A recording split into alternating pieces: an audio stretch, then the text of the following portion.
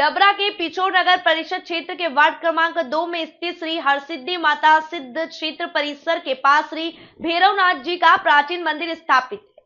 मंदिर पर दबंग लोगों ने ताला डाल दिया है, जिसमें भक्तों को श्री भैरवनाथ जी के दर्शन करने में काफी दिक्कतों का सामना करना पड़ रहा है, जिससे भक्तों को श्री भैरवनाथ जी के दर्शन करने में काफी दिक्कत सामने आ रही है। नगर परिषद के वार्ड पार्षद सहित अन्य स्थानीय लोगों ने लिखित में पंचनामा बनाकर जनसुनवाई में एसडीएम को आवेदन दिया, जिसमें उल्लेख किया गया है कि श्री भैरवनाथ मंदिर पर करीब 1 माह से पुजारी भूषण पांडा निवासी पिछोर द्वारा श्री भैरवनाथ जी के मंदिर पर ताला लगाया गया है, जिससे श्रद्धालु श्री भैरवनाथ जी के दर्शन करने और पूजन करने से वंचित है। साथ ही मंदिर की सेवा पूजा भी कई दिनों से बंद पड़ी है। मंदिर की सेवा पूजा पुजारी भूषण पांडा जी के द्वारा कई दिनों से नहीं की गई और ना ही वर्तमान में हो रही है। आवेदन प्रस्तुतकर्ता ब्रजेश कुशवाहा ने प्रशासन से गुहार लगाई है कि तत्काल प्रभाव से श्री भैरवनाथ जी के मंदिर का ताला खुलवाया जाए। हम सभी ग्रामवासी पूजन अर्चना नहीं कर पा रहे हैं और ना ही श्री भैरवनाथ जी के दर्शन कर पा रहे हैं। पिछोर पहाड़ पर दुर्ग पर माँ सिद्धि जी के पास श्री भैरवनाथ जी का मंदिर बना। भूषण पंडा द्वारा उस मंदिर में ताला लगा दिया गया। 1 महीने से ताला लगा हुआ है। भक्त लोग परेशान हो रहे हैं, दर्शन करने के लिए दर्शन नहीं कर पा रहे हैं। पुजारी से बोला गया कि महाराज इसका ताला खोला जाए, जिससे हम लोग दर्शन कर सकें, लेकिन पंडा का कहना है कि हम ताला नहीं खोलेंगे। यहाँ आपने आवेदन दिया है, क्या आश्वासन मिला है आपको?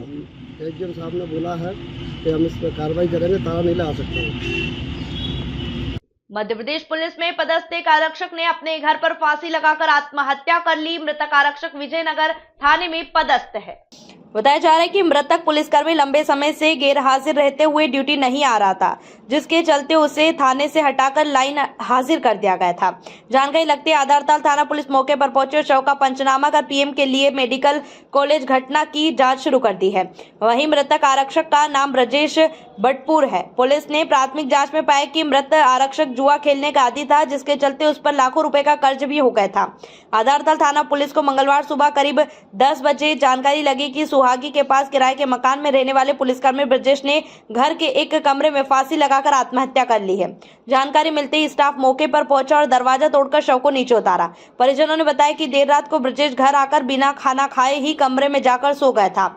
आज सुबह जब काफी देर तक दरवाजा नहीं खुला तो उसकी पत्नी ने आवाज दी। जब ब्रजेश की तरफ से कोई आवाज नहीं आई तो उन्होंने पड़ोसी को बुलाया। इसके बाद काफी देर तक दरवाजा खटखटाने के बाद आधारताल थाना पुलिस को सूचना दी गई। मृतक के परिवार में उसकी पत्नी और 3 छोटे बच्चे हैं। सर, आज कोई आरक्षक फांसी लगा लिया, क्या कैसा? हाँ, ये आरक्षक है 1862 ब्रजेश बड़कुर। ये विजयनगर में पदस्थ था, तो वहाँ कुछ दिन एब्सेंट रहा, तो एब्सेंट होने के बाद इसको लाइन कर दिए थे। लाइन में पदस्थ था। उसके बाद ये आज सूचना मिली कि घर में फांसी लगा के ख़त्म हो गया, फौत हो गया है। तो सूचना पर आए हैं, उसकी शव पंचनामा कार्रवाई की गई है और अभी मृत्यु के कारणों की अभी स्पष्ट कारण सामने नहीं आया है, उसकी जांच की जा रही है। सर, कब जानकारी मिली कि इसमें फांसी लगाई? अब जांच की जा रही है। अभी 1-1.5 बजे। भैया, क्या हुआ था इनको, इन्होंने जो फांसी लगाई है? सर, इसके बारे में कोई जानकारी नहीं है। ये कहाँ पदस्थ थे और कहाँ पे, किस पद पे थे? आरक्षक के पद पे थे विजयनगर थाने में। अभी ये कब आपको जानकारी मिली? मेरे को लगी थी 12:30 पौने 1 बजे। क्या बताया गया था आपको? कि फांसी लगा ली है, जल्दी आओ। कौन है आपके? मेरा साला। क्या नाम है आपका? राकेश पटेल। जबलपुर के कटंगी थाना अंतर्गत बीते दिनों अंकित नेमा नामक युवक को बदमाशों ने धारदार हथियार से हमला कर गंभीर रूप से घायल कर दिया। वहीं जहां अंकित को गंभीर अवस्था में उपचार के लिए अस्पताल में भर्ती कर दिया गया है। जहां अंकित को गंभीर अवस्था में उपचार के लिए अस्पताल में भर्ती किया गया था, वहीं पुलिस ने जानलेवा हमला करने वाले 5 आरोपियों को गिरफ्तार करते हुए कटंगी बाजार में सभी आरोपियों को जुलूस निकालते हुए जेल में निरुद्ध कर दिया गया था। जहां अंकित नेमा का इलाज अस्पताल में चल रहा था, वहीं आज उपचार के दौरान अंकित नेमा की मौत हो गई। एडिशनल एसपी आनंदपाल दांगी ने बताया कि सूचना पर पहुंचे पुलिस ने मर्ग कायम कर पंचनामा कार्यवाही करते हुए आरोपी बाबा पटेल, साहब पटेल, भूरा पटेल व अन्य 2 आरोपियों के खिलाफ हत्या का मामला दर्ज किया गया है। घटना में कटंगी थाना क्षेत्र में कुछ दिन पहले एक अंकित नेमा व्यक्ति के साथ चाकूबाजी हुआ था। उस समय उनके जानलेवा हमला होता, उसकी वजह से हमने अटेम्प्ट टू मर्डर हत्या के प्रयास के हमने उनके खिलाफ आरोपियों के खिलाफ अपराध हमने कायमी किया था। उसमें 4 आरोपी लोग थे। चारों आरोपी लोगों को थाना कटंगी के प्रभारी और उसकी टीम ने तुरंत उनको चारों को गिरफ्तारी कर लिया था और गिरफ्तारी करने के बाद वो लोग अभी जेल में ही हैं। अभी हमको पता चला उस अंकित नेमा व्यक्ति का आज उसका डेथ हो गया है। डेथ होने के बाद हम उनके खिलाफ आरोपियों के खिलाफ हत्या के मतलब मर्डर के हमने सेक्शंस को अभी बढ़ा रहे हैं और बाकी क्या भी कार्रवाई बचा है उस कार्रवाई को हम ख़त्म कर लेंगे।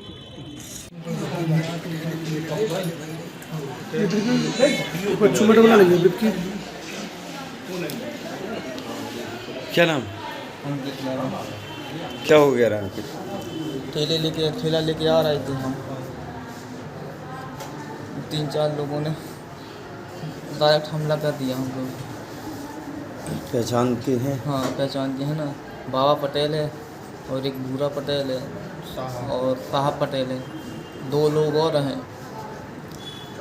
2 लोग को हम पहचानते नहीं हैं, वो पीछे से पकड़ लिए थे हमें और फिर लट्ठे से एक पकड़ा था, एक तलवार लिए थे, 2 लट्ठे लिए थे। उन्होंने हमला कर दिया हम पे सीधे।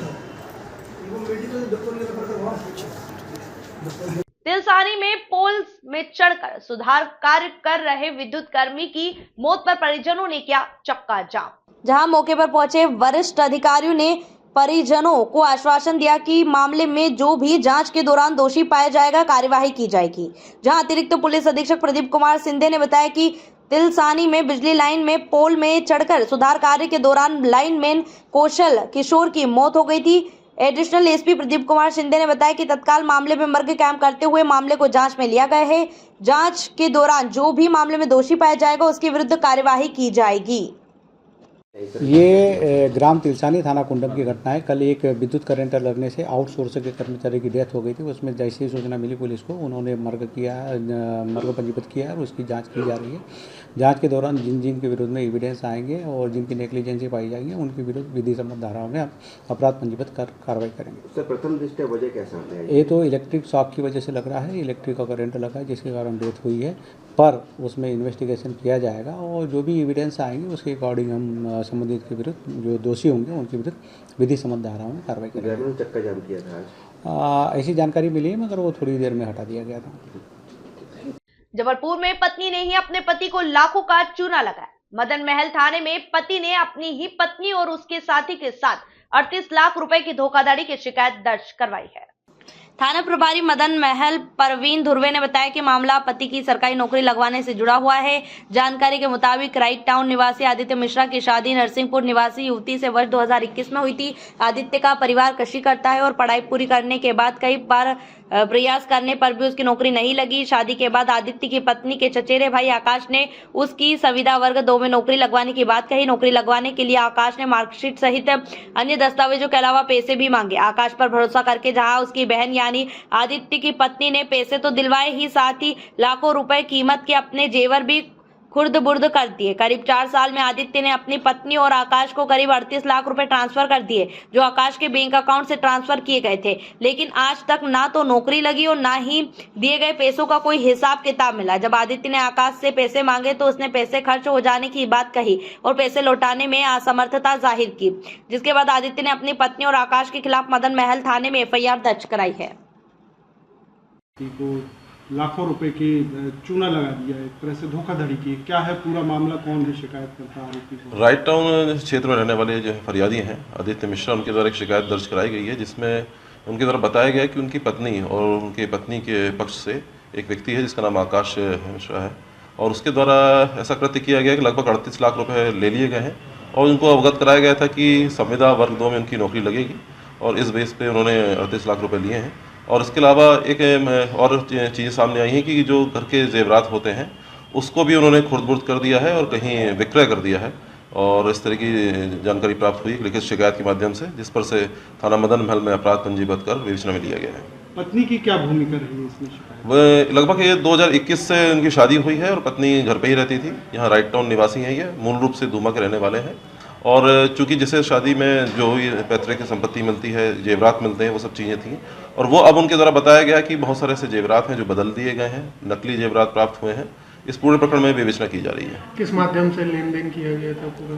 जो नौकरी लगाने के नाम पे उन्होंने जो पैसों का लेन देन हुआ है लगभग 38 लाख का, वो अकाउंट में शेयर किया गया है, अकाउंट में डाला गया है और अब इसकी जानकारी ली जाएगी। किस तरह की नौकरी लगवाने को दिया था, कितने इंस्टॉलमेंट में पैसे दिए? अभी तक जो जानकारी आई है उसमें संविदा वर्ग 2 में इनकी नौकरी लगाने का उन्होंने आश्वासन दिया था और अभी तक तो ऐसा कुछ हुआ नहीं है और उनके द्वारा लगभग 38 लाख रुपए का लेन देन कर लिया गया है। जो पीड़ित है और आरोपी है, इनके बैकग्राउंड क्या है, फाइनेंशियली कितने स्ट्रॉन्ग हैं?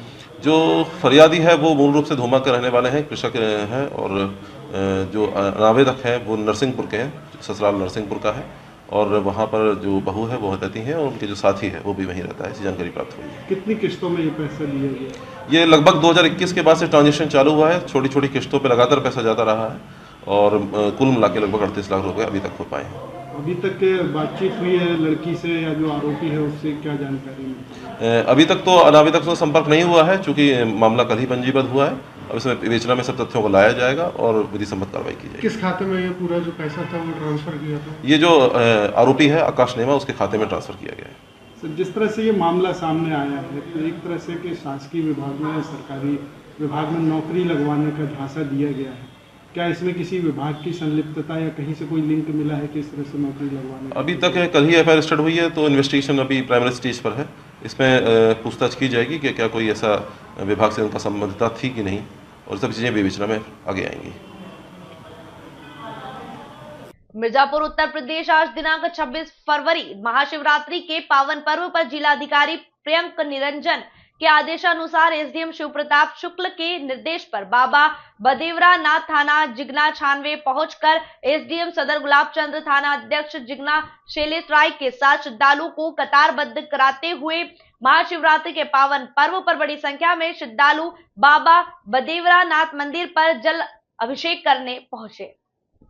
कलयुगी पुत्र ने पिता पर किया जानलेवा हमला। गृह कलेश के चलते वहीद खान निवासी दुबे जी की वागिया जंगीपुरा के साथ उसके ही पुत्र सनू खान ने किया हमला। वहीद खान हुए गंभीर रूप से घायल। भाई घायल वहीद को लेकर पहुंचा सिविल अस्पताल, जहां घायल वहीद खान का इलाज जारी। डबरा की सिटी थाना क्षेत्र का है यहां पूरा मामला।